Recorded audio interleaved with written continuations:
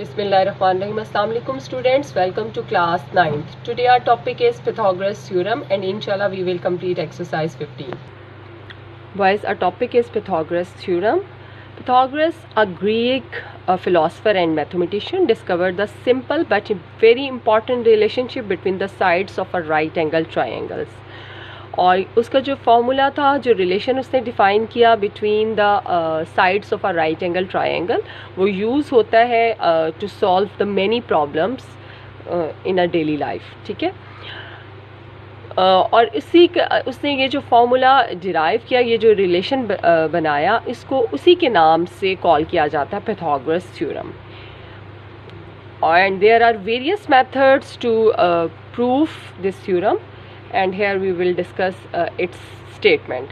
In a right angle triangle, the square of the length of hypotenuse is equal to the sum of the squares of the lengths of the other two sides. Right angle triangle में hypotenuse की जो length है, उसका square equal होता है sum of the squares of other two sides. अब हम इसके लिए diagram draw करते हैं. Consider a right angle triangle ABC in which measurement of angle C is 90 degree, यानी C वर्टेक्स पर 90 डिग्री का एंगल है. तो अब हम यहाँ पर डायग्राम ड्रॉ करते हैं. ये राइट एंगल ट्रायंगल हमने बना लिया. ये है हमारे पास एक राइट एंगल ट्रायंगल ABC. ठीक है. यहाँ पर हमने C वर्टेक्स लिया, B एंड A. क्लियर हो गया. ABC is a right angle triangle in which at the vertex C there is a 90 degree angle. जैसा कि आप you know that कि the side opposite to right angle is called hypotenuse. तो ये hypotenuse and these two adjacent sides are called base. One is called base and other is called altitude. ठीक है. अब इनकी लेंथ इस तरह से शो करते हैं. ए के ऑपोजिट जो साइड है BC, उसकी लेंथ शो होगी स्मॉल a के साथ. C के ऑपोजिट जो साइड है AB, उसकी लेंथ को हम रिप्रेजेंट करेंगे स्मॉल c के साथ. और B के ऑपोजिट साइड है AC, इसकी लेंथ को हम रिप्रेजेंट करेंगे स्मॉल b के साथ.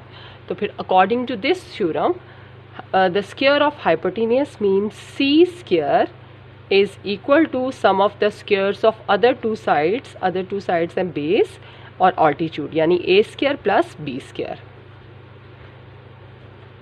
इस रिलेशन को यूज़ करते हुए अगर इन तीन साइड में से कोई एक भी साइड की वैल्यू मिसिंग है तो वी कैन फाइंड. ठीक है. इसी तरह से बेटा अगर ये वर्टेक्स जो राइट एंगल ट्रायंगल का है उसका वर्टेक्स की हम लेबलिंग चेंज करेंगे तो ये रिलेशन भी चेंज हो जाएगा. अगर यहाँ पर a होगा तो ऑब्वियसली ये स्मॉल a होगा हाइपोटेन्यूज की वैल्यू, तो यही रिलेशन बन जाएगा a square is equal to b square plus c square. और अगर यहाँ पर b होगा तो b के ऑपोजिट ये स्मॉल b साइड होगी, तो b स्क्वायर इक्वल आ जाएगा a square plus c square. ठीक है. तो इसलिए ये डिपेंड करता है डायग्राम पर कि डायग्राम आपने किस तरह से बनाई है, उससे ये रिलेशन जो है वो डिफाइंड होता है. अब नेक्स्ट बात करते हैं converse of Pythagoras theorem. Now look at the statement of the converse of Pythagoras theorem.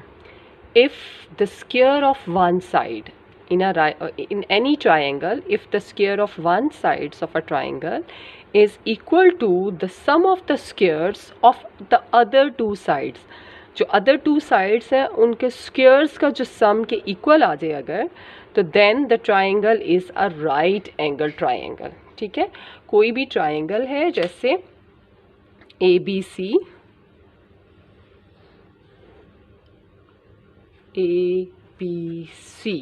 और इसमें अगर AC स्क्वायर, एक साइड है उसकी AC स्क्वायर, अगर हम उसका लें, उसकी मेजरमेंट का स्क्वायर इक्वल आ जाए sum of the squares of other two side, measurement of AB square plus measurement of BC square. ठीक है. Then the triangle is a right angle triangle. और किस पर 90 डिग्री का एंगल बनेगा? जो वर्टेक्स कॉमन होगा इन साइड्स में.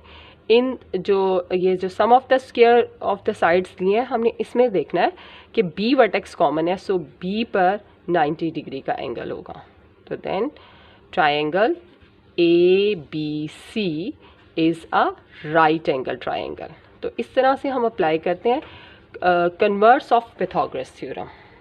अब एक्सरसाइज करते हैं। एक्सरसाइज से पहले इंपॉर्टेंट क्रॉलरीज हैं, उनको देखते हैं। Look at the क्रॉलरीज।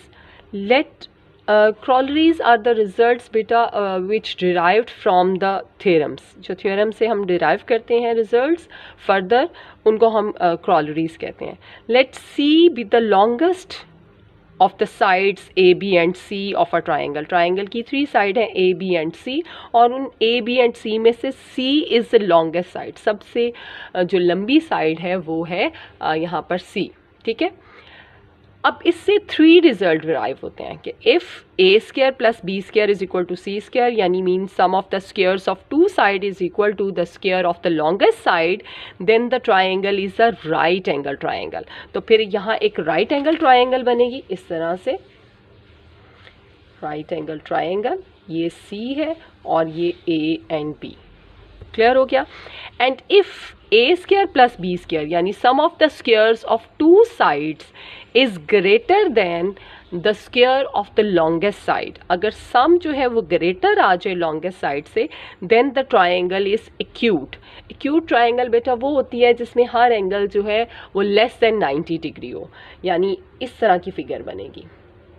ठीक है, कोई भी 2 साइड्स हैं, ये ए बी है और बल्कि ये लॉन्गेस्ट साइड नज़र आ रही है तो इसको सी कह दें, और ये बी। ठीक है, तो A square plus B square is greater than C square, C is the longest side. अब the third case is if A square plus B square, यानी sum of the squares of 2 side is less than the square of the longest side, then the triangle is obtuse. Obtuse angle triangle वो होती है जिसमें एक angle more than 90 degree होता है, यानी greater than 90 degree होता है। अब ये देखें, ये लॉन्गेस्ट साइड है सी और ये है ए और बी। ठीक है, तो इस तरह की डायग्राम बनेगी, ये ऑब्ट्यूज एंगल ट्राइंगल। क्लियर हो गया। तो ये जो रिजल्ट्स हैं 3, these are very important for MCQs।